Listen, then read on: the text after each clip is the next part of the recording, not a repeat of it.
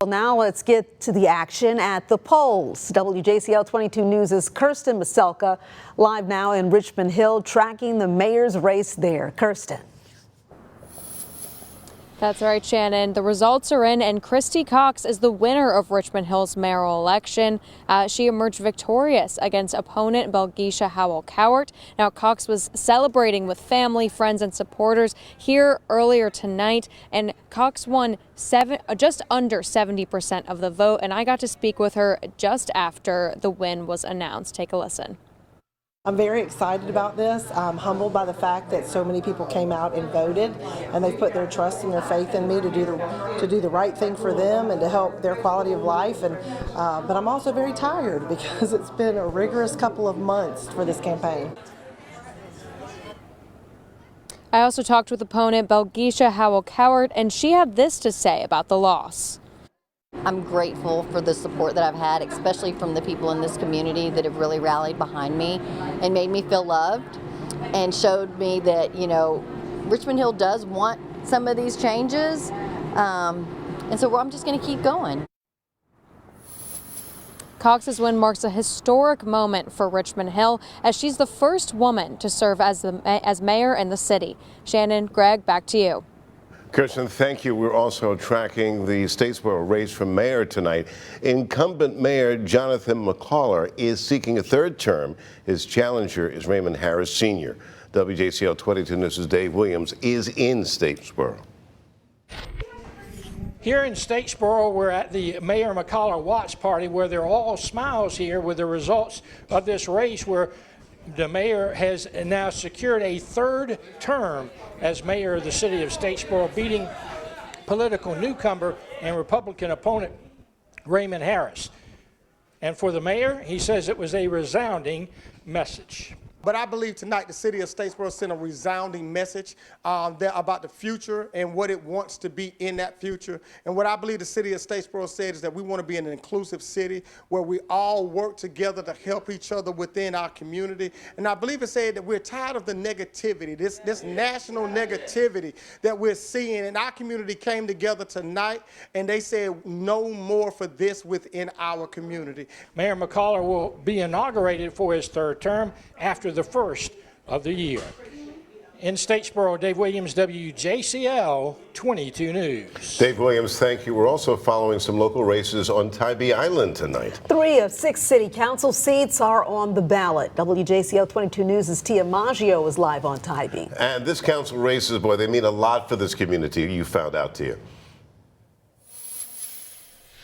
Absolutely, Greg. I mean, this race really was for key issues that matter most to Tybee residents here, and that includes everything from short-term rentals to infrastructure to trust in local government. As you mentioned, 3 of the 6 seats were up this election for Tybee City Council, and I'm actually staying outside of Huckapoo's because that's where some of these projected winners held their watch party and celebrated their big win tonight. And those projected winners were 2 newcomers, and that was Nicholas Hale and Cam Jackson. They claimed 2 of those spots, and then incumbent Michael Speck-Hosey reclaimed a spot as well. He's been a council member since 2019, and it's his 3rd election win. I spoke with Hosey tonight during his watch party. He tells me one key issue he's going to be focusing on this term is short-term rentals and the economy.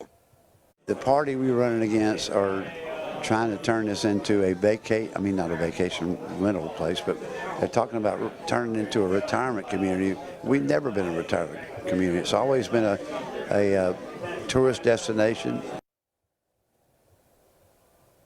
Hosey said he also campaigned with both Hale and Jackson, said he's looking forward to working with them moving forward. Reporting live on Tybee Island, Tia Maggio, WJCL 22 News. Tia, thanks so much. We now know who will be the next District 5 Long County Commissioner. Republican Benji Strickland won, receiving around 59% of the votes. Democrat Lacey Hines with 35% of the vote, and Jonathan Castello with less than 7%. WJCL 22 News' Lydia Blackstone reports from Little Wissy on what he says his first order of business is.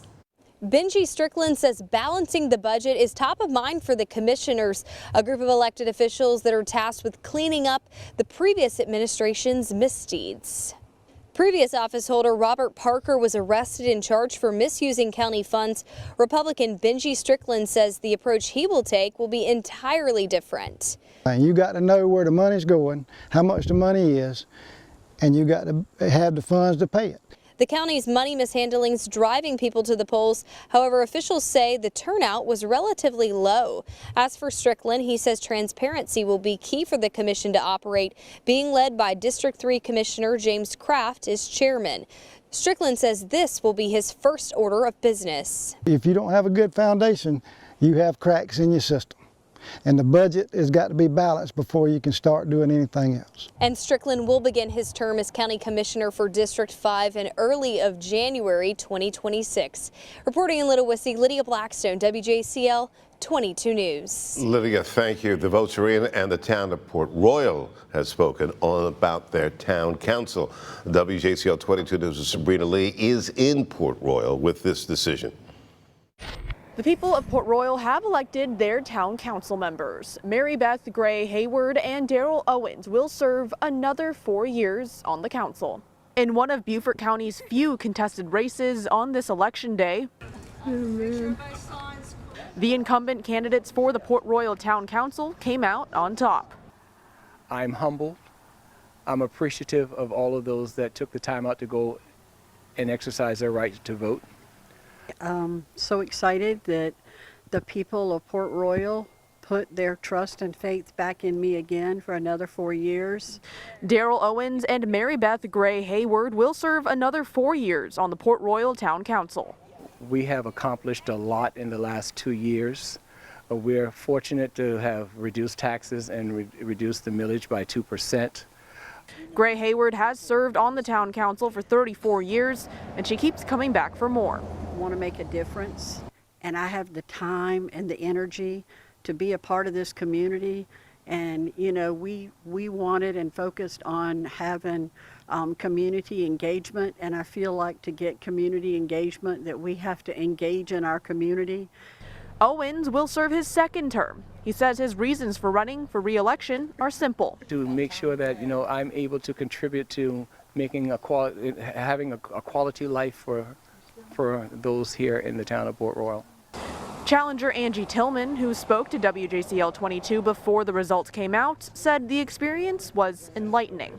Maybe if I don't necessarily win this time, I know that I've learned a whole lot. There is no win or lose for me. For now, the town of Port Royal will remain in practiced hands. They say they're grateful for the continued support from their townspeople and pledge to serve the community first. Reporting in Port Royal, Sabrina Lee, WJCL 22 News. Sabrina, thank you. Now to an important race that impacts many of you watching at home.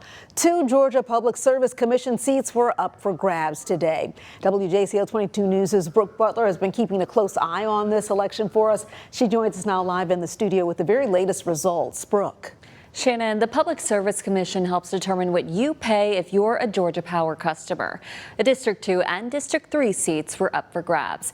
Incumbent District 2 Commissioner Republican Tim Echols held the seat since 2011. Preliminary results suggest he's now being replaced by his Democratic challenger, Alicia Johnson.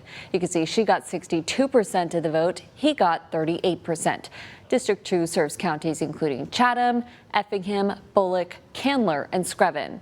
Johnson put out a statement saying in part, quote, "Now the real work begins. I'm going to the Public Service Commission to ensure that every Georgian has a voice at the table to lower costs, modernize our grid, and make energy policy that works for the people, not just the powerful," end quote. District 3 serves counties outside our viewing area. Democrat Peter Hubbard is the projected winner with 62% of the vote, beating incumbent Republican Fitz Johnson, who got 38%. Shannon, back to you. All right, Brooke, thanks so much. Big news out of Rincon tonight as well. Voters have approved a measure allowing liquor licenses in the city. The vote marks a major change for local businesses, opening the door for restaurants, bars, and other establishments to serve alcohol legally. And WJCL 22 News is your go-to source throughout the night, on air and online for your live election results.